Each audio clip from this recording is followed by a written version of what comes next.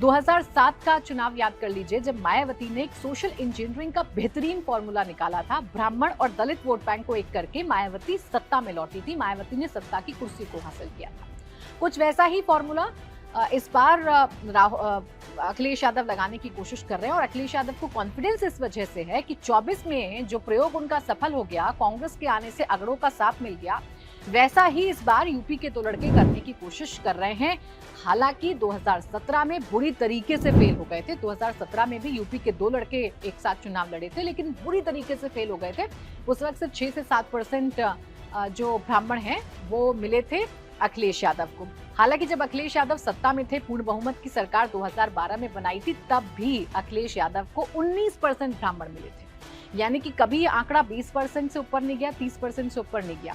सोचिए ब्राह्मणों का मूड किधर है, भारतीय जनता पार्टी के साथ है। यानी जब पूर्ण बहुमत के साथ 2012 में अखिलेश सत्ता में आए थे, उस वक्त भी सिर्फ 19% ब्राह्मण गया था अखिलेश यादव के साथ। इसलिए अखिलेश को ये अच्छे से पता है कि अगर 5 से 7% का भी उन्होंने अट्रैक्शन हासिल कर लिया ब्राह्मणों का, तो उत्तर प्रदेश में सत्ता में वापसी करने का या मुख्यमंत्री बनने का उनका सपना जो है वो अब पूरा हो जाएगा। अब सीटों का समीकरण क्या कहता है, कितनी सीट ऐसी हैं जहां ब्राह्मण वोटर्स हैं, तो ये भी आप जान लीजिए। देखिए इन टोटल अगर उत्तर प्रदेश में आप ब्राह्मण की पॉपुलेशन की बात करेंगे या वोटर्स की बात करेंगे, तो ये 10 से 12% के बीच में रहता है।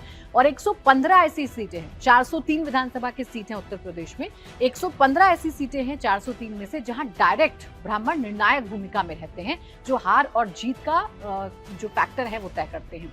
इन 115 सीटों पर ब्राह्मणों का दबदबा रहता है, और इसीलिए ब्राह्मणों को रिझाने की कोशिश अखिलेश यादव अभी से कर चुके हैं। अखिलेश यादव ने अभी से कोशिश कर ली है। अब देखिए ब्राह्मणों का दबदबा उत्तर प्रदेश की राजनीति में कैसे रहा है, इससे भी समझिए। अभी तक उत्तर प्रदेश में 21 सीएम रहे हैं, और 21 में से 6 ब्राह्मण बने हैं, जिसमें से नारायण दत्त तिवारी, एनडी तिवारी 3 बार सीएम रह चुके हैं। यानी कि ब्राह्मणों का दबदबा उत्तर प्रदेश की सियासत में रहा है। और यही कहावत यूपी की सियासत में कही जाती रही है कि जिसके साथ ब्राह्मण है, सत्ता उसी की होती है। जिसको ब्राह्मणों का साथ मिलता है, सत्ता की चाबी उसी को मिलती है। लखनऊ में सीएम, वही लखनऊ की जो गद्दी है वो उसी को मिलती है।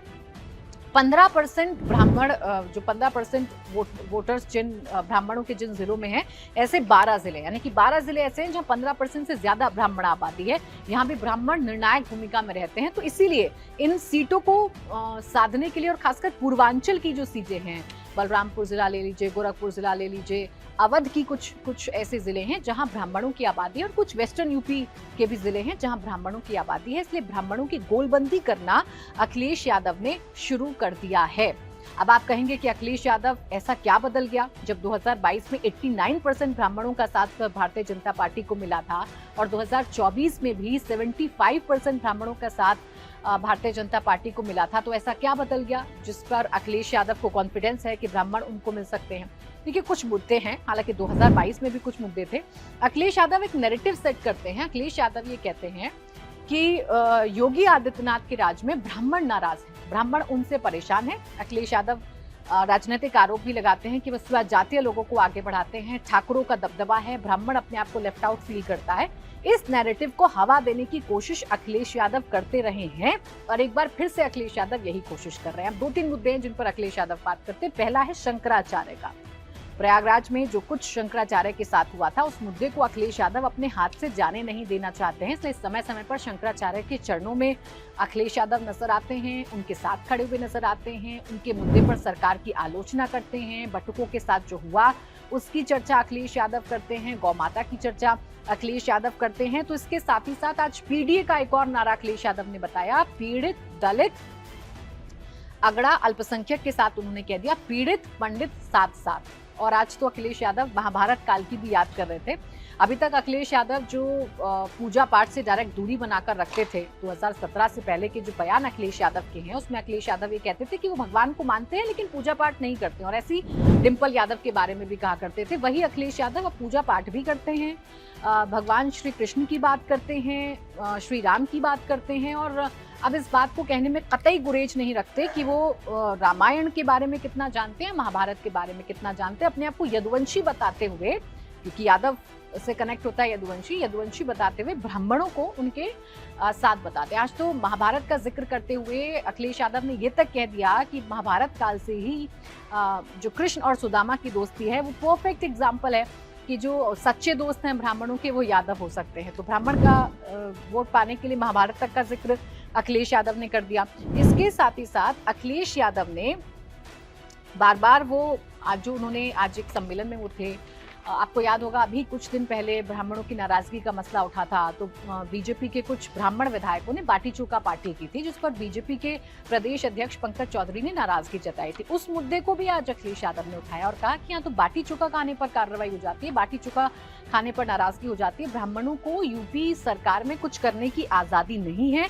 इसके अलावा 2020 के एक मुद्दे को अखिलेश यादव जिंदा रखना चाहते हैं, जिंदा करना चाहते हैं, और वो मुद्दा है विकास दुबे का। वो मुद्दा है बिकरू कांड का, जिसमें विकास दुबे की गाड़ी पलटी थी, विकास दुबे का एनकाउंटर हुआ था। उस मुद्दे पर आज अखिलेश यादव ने कुछ ऐसी बातें कही जो हैरान करने वाली है। उन्होंने कहा कि जब उनकी सरकार उत्तर प्रदेश में बनेगी तो सैटेलाइट इमेज से वो चेक करेंगे कि बिकरू में हुआ क्या था, कानपुर में हुआ क्या था और विकास दुबे की मौत किन हालातों में हुई थी। क्योंकि विकास दुबे ब्राह्मण है, तो ब्राह्मण से ब्राह्मण को कनेक्ट करने की कोशिश अखिलेश यादव कर रहे हैं। हालांकि विकास दुबे के मुद्दे पर 2022 के चुनाव में भी अखिलेश यादव ने वोट मांगे थे, नैरेटिव बनाया था, कैंपेन सेट करने की कोशिश की थी, लेकिन उस वक्त अखिलेश यादव बुरी तरीके से फेल हो गए थे। लेकिन इस बार मसला थोड़ा अलग है, क्योंकि यूजीसी में भी जिस तरीके से सवर्ण छात्रों का मुद्दा आया, उसे भी अखिलेश यादव ने भुनाने की कोशिश की, और यूपी दरोगा भर्ती परीक्षा में ब्राह्मणों को लेकर जो सवाल पूछा गया, उस नाराजगी को भी अखिलेश यादव कहीं न कहीं भुनाने की कोशिश कर रहे हैं। अब क्या वाकई में अखिलेश यादव ब्राह्मण वोट को अपने साथ जोड़ पाएंगे? देखिए 6 से 7% रहता है, अगर हम अखिलेश यादव की बात करें, उनके साथ 6 से 7% का वोट बैंक रहता है। 17 के चुनाव में यूपी के जब 2 लड़के साथ थे तब भी इतना ही था।